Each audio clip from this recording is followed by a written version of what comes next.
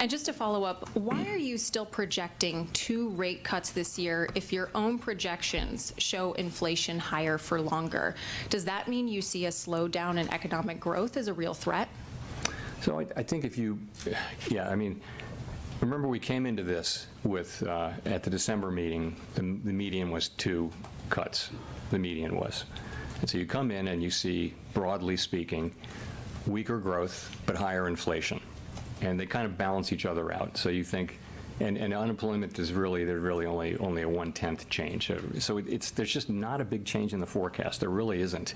Modest, meaningfully higher growth and meaningfully higher inflation, which call for different responses, right? So they cancel each other out, and people just said, okay, I'm going to stay here. But the second factor is it's so highly uncertain.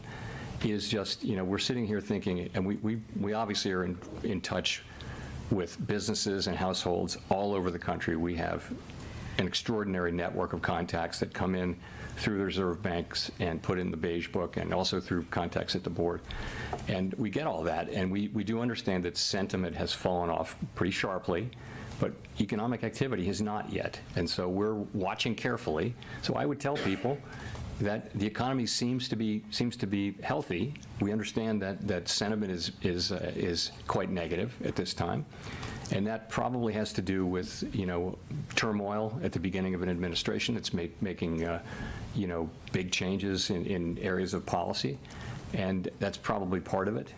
I do think the underlying unhappiness people have about the economy, though, is more about the price level.